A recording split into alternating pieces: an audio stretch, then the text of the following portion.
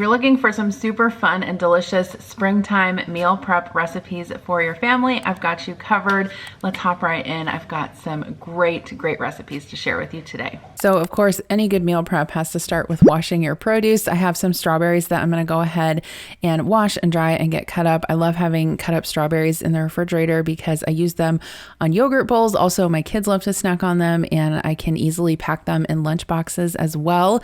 They definitely don't last long around my house. And then I'm washing them in this colander set from the Pioneer Woman collection at Walmart. I'll link it down below. I really like this set because it is dishwasher safe. I love that the colanders nest together. There's actually a smaller one included in the set. So if you don't have a ton of cabinet space, this is a great option.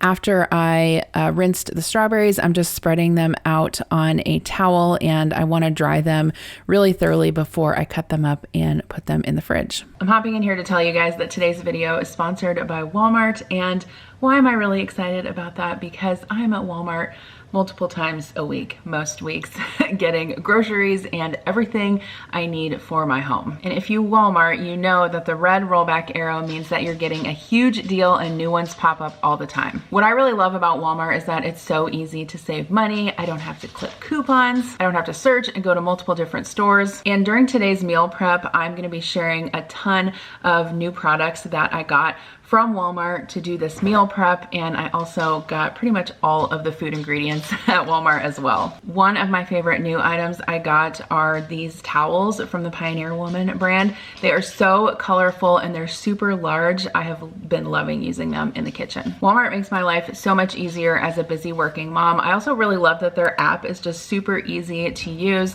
I find it really convenient to be able to order my groceries. I can get home delivery, and if there are items that they don't have in store, I can also get shipping, and I find that I get the items really fast. So make sure you guys visit the rollbacks page on walmart.com. You're gonna find a ton of great deals there. And once again, you can shop all of the products that I'm using in today's video in the description box below. I'm gonna be talking more about these items throughout the video, so check those out down below. For this video, I'm actually using the Beautiful brand 6-quart touchscreen air fryer that I got from Walmart. You guys, I love this air fryer. I've tried so many different air fryers, and this one is fantastic. Today, what I'm gonna do is season up some chicken breast. I love doing chicken breast for meal prep because it's just a really quick, healthy protein that I can have in the refrigerator. I can add it to bowls and salads, or I can even just eat it plain if I need a quick high protein snack. So I've got 3 chicken breasts here, and seasoning those with paprika, some garlic powder, and salt and pepper. So the other thing I really like about this air fryer is it has this removable kind of rack in the bottom. So it's super easy to take out and clean. I just sprayed it with a little bit of nonstick cooking spray, and I'm adding my chicken breast into there. It's been a while since I've made chicken breast in the air fryer, and they turned out so good. I cooked these on 375 for about 14 minutes. Obviously, that's going to depend on the thickness of your chicken breast. I wanted to keep these a little bit thicker to see if they were more juicy, and it worked perfectly. If you guys are looking for an air fryer, definitely check this one out. It's on rollback right now, so it's super affordable. I highly recommend it. This is how the chicken breast turned out. Definitely cooked through, but still nice and juicy. Make sure that you let it rest before you cut into it. And of course, my dogs had to beg me for some chicken, so I had to indulge them a little bit. And what I do is I let it cool, and then I slice it into kind of thin slices, and I add it to a meal prep container. I personally like using glass meal prep containers because they don't stain as easily.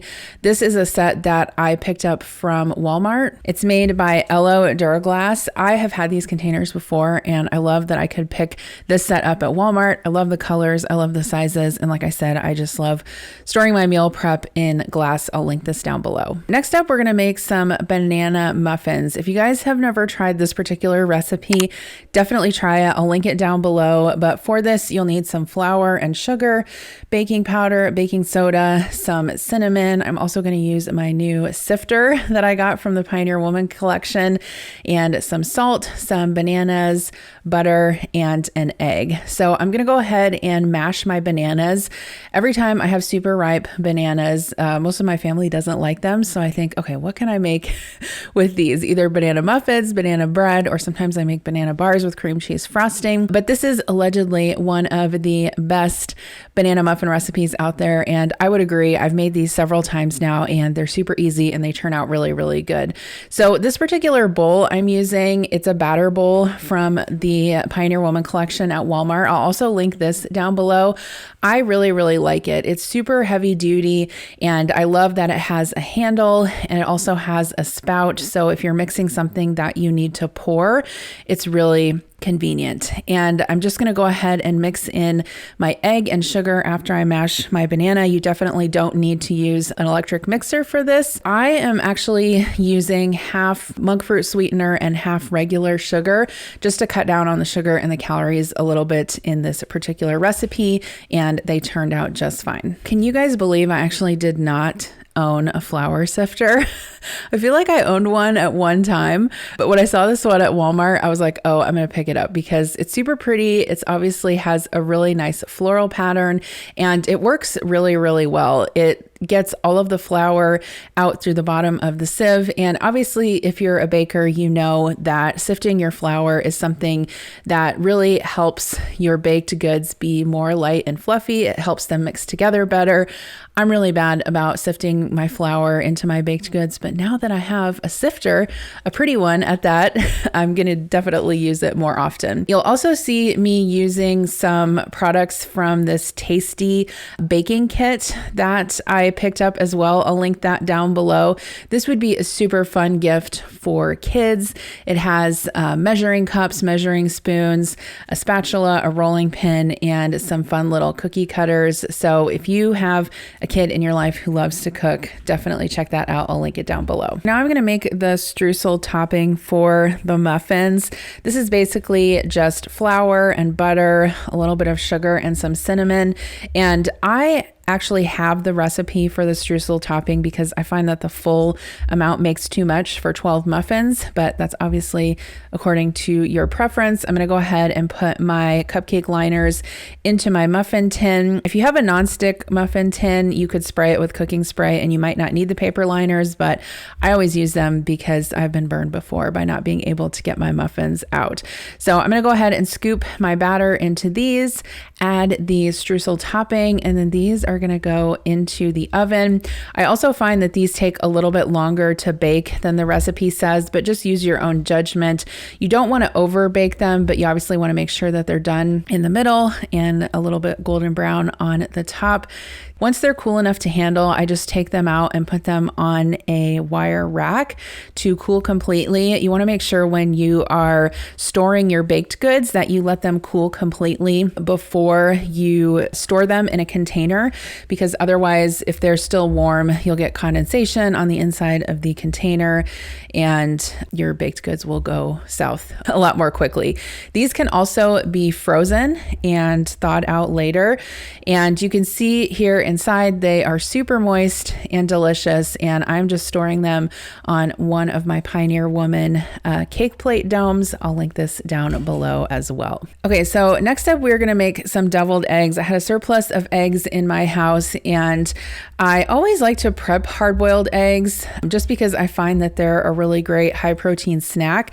And then also, Adam likes egg salad, so that's something quick that I can whip up for him for his lunches. But I often don't think to make deviled eggs unless it's like on a holiday, but I thought these would be like the perfect spring meal prep. So I'm just cutting my hard-boiled eggs in half.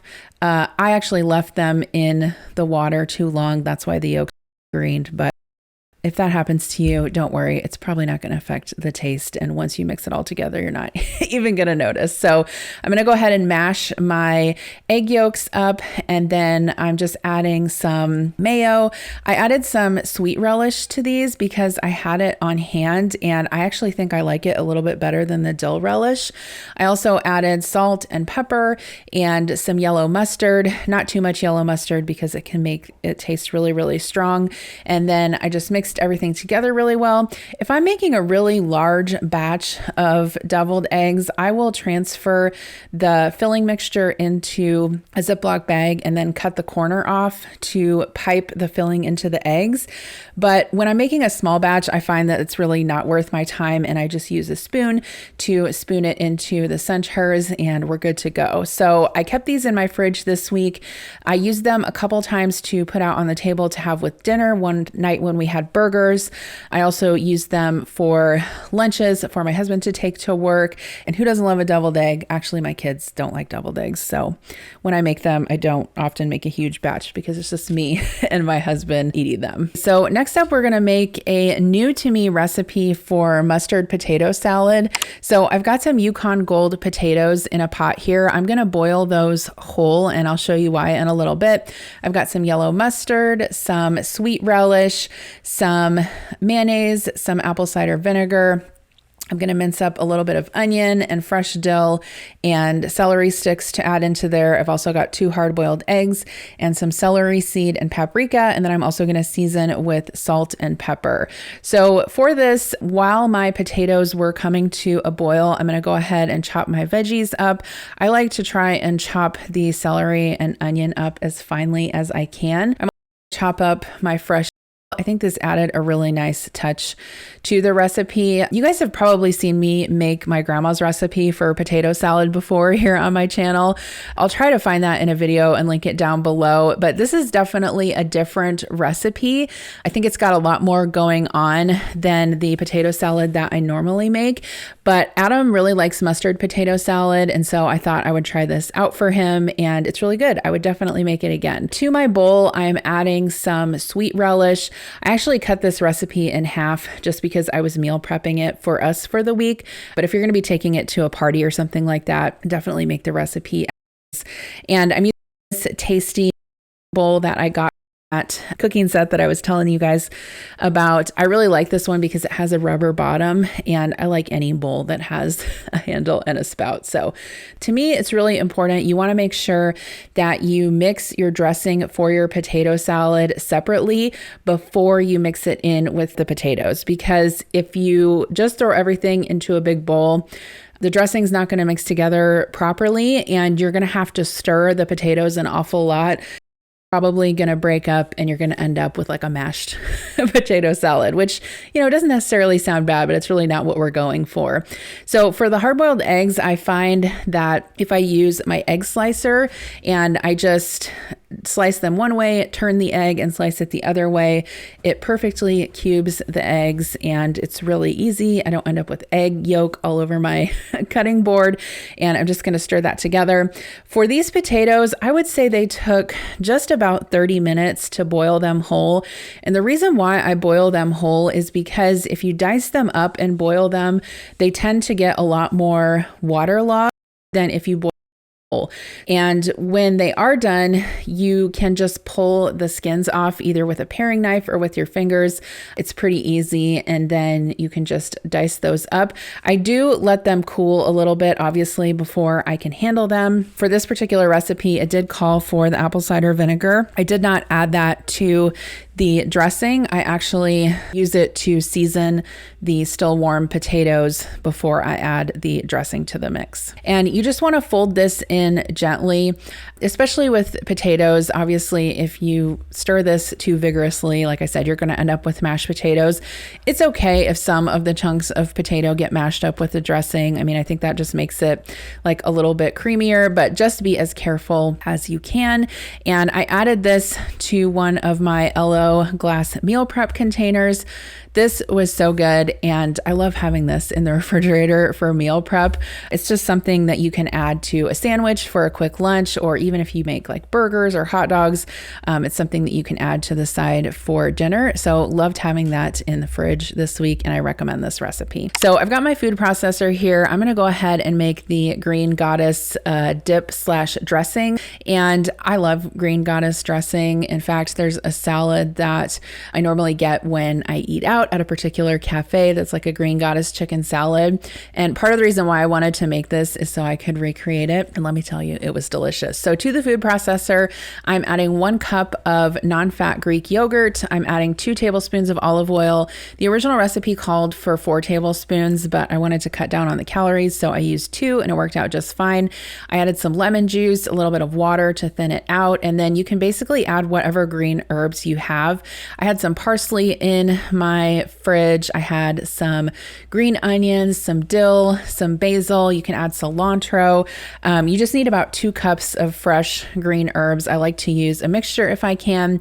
I also added some capers. You can also add anchovy paste if you wanted to. I added some garlic, some salt and pepper. I didn't have anchovy paste on hand. Sometimes I do have it on hand when I make Caesar salad, but this turned out super good. I even think you could probably leave the capers out if you don't have them on hand. I know that not everyone keeps those on hand, but this is a really great dressing / dip to meal prep. One of the things that I try to do besides just meal prepping actual meals is to meal prep components of meals, right?